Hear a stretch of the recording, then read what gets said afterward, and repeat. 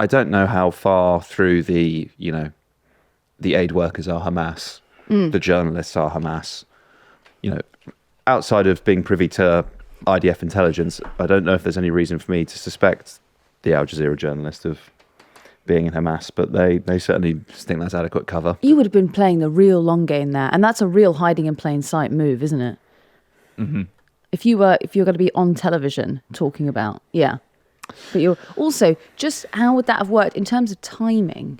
The day job must take up most of your day, so surely You've got no time for Hamas. Surely, of an evening, it's not in Hamas's interest to have one of your operatives.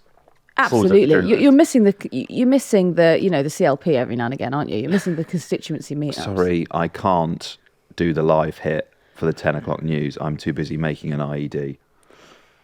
The word Hamas has started to lose meaning. Well, it just means someone that Israel wants to kill. Yeah. Or drone strike while they sleep in their tent. See, the Committee for Protecting Journalists said like a month ago, they're describing this guy as a Hamas operative. They're going to justify assassinating him. And then they did it. Literally a month ago. So they pointed him out, is that what you're saying? No, that's not what I'm saying. It's bleak, man. I mean, the fact they don't let international journalists into Gaza. So, even the BBC, they, before all of their packages, right, on the 10 or 6 o'clock news, it's like, we use trusted freelancers. We can't get our own journalists in. The only people that are allowed in are kind of, trusted. And I guess, could be described as stenographers or people that they believe are on side. And there's a very limited network of journalists that are on the ground, and a lot of them are being killed.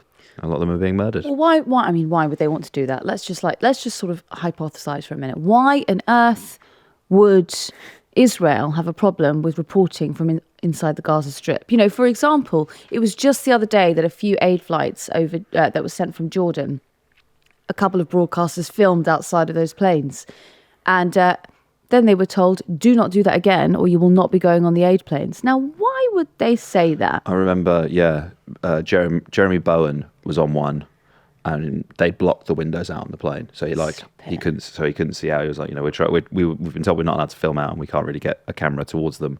And then it was that ITV, was it last week, wasn't it? That ITV news package where they pointed a camera out the window and it's just rubble, like as far as you can see.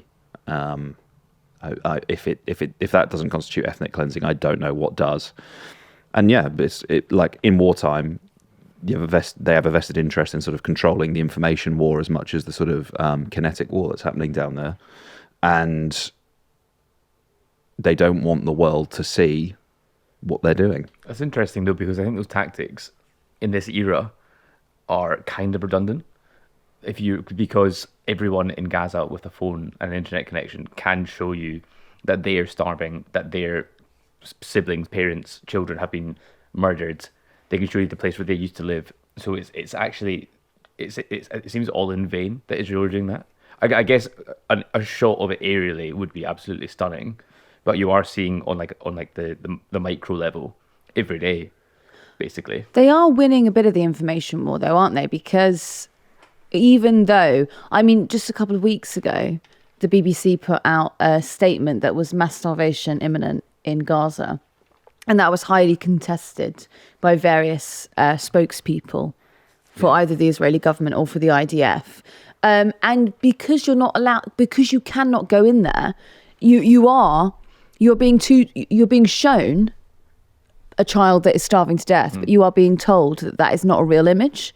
It's extraordinary. What it's doing to people's brains is, it's gaslighting, isn't it? Yeah. I don't know how many, the spines of how many 6-year-olds you need to see before you can come to the conclusion that, they're being starved. These days, I genuinely turn the news off because I just can't look. It's like every day, it's a new starving child. It gets worse every single day, doesn't it? Yeah. Yeah. And there's reports out over the weekend that even if the correct amount of aid were allowed to enter, and if it was distributed to the best perfectly, right? If it was operation correct, the children are too far gone. They're so malnourished that they can't eat, it's possible they won't even be able to process food anymore. There was a piece in, I've actually forgot what news outlet it was, but they were talking about like the journalists who are still alive in Gaza are actually unable to do their jobs because they're eating like a bowl of lentils a day and they just do not have the energy. So imagine like that's all you've eaten for like the past however long, and you have to go on and present to a camera and like be like, that's a very like brain heavy activity. You have to be thinking on your feet, and if you just don't have the energy to even report. So they're not just being targeted like through, like they're not just trying to kill them, they're trying to starve them to stop the information getting out. They said that, which charity was it? Was it UNICEF? They said that their aid workers, even though that, they have the aid in the trucks, that they're starving to death too. The thing, isn't it, about like a man-made famine, once it's kind of been initiated, how do you stop it?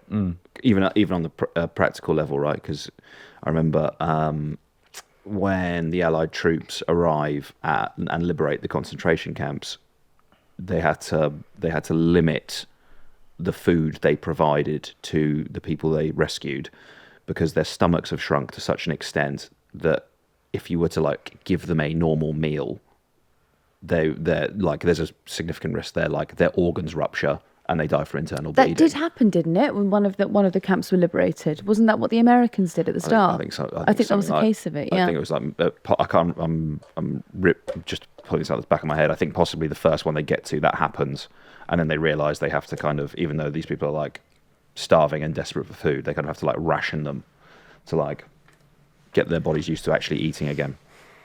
And then the food that they are eating is rice and bread, but not real bread, sort of just like, flour and water sort of bread. Yeah. Which has no nutritional value. It's horrendous. And then you're in a direct action group, and you try and do something about it, or try and pressure the British government to stop their sort of collaboration in it, and that now makes you a terrorist. It makes you a terrorist in Starmer's Britain. Well, it makes you a terrorist because you're supporting a terrorist organisation. And if you listened to the minister this morning, that was crazy. Alex David Jones, I don't know what you're talking about, Ed. It made perfect sense to me. She said, sorry, tell me what she said, and then I'll reevaluate. She said, you wouldn't support Hamas, would you? And it was like, well, no, you wouldn't. And then she said, and it's just like the IRA. The idea that, smashing up arms factories, whilst what we were talking about at the top of this episode, the deliberate assassination, the IDF has said is deliberate, assassination of journalists, widespread ethnic cleansing, man-made famine, plenty of well-respected people arguing convincingly and it's being investigated as a genocide, and we're saying no, you're a terrorist because you oppose that. Like it's insane. Yes, I think that what I find, I really do think that if there is this link, because again, the minister, Alex David Jones, this morning was talking about this, but Yvette Cooper, the Home Secretary, has said this before on broadcast media. She said Palestine Action the terror group has links. She's been briefed on a security briefing about the sort of links that they have. I think you need to tell the public what those are, because if it's already prescribed as well, then you're not in some sort of legal or national security issue, right? You do need to tell people. I don't think, I'm going to posit something. I can't guess intent. I can't assume intent.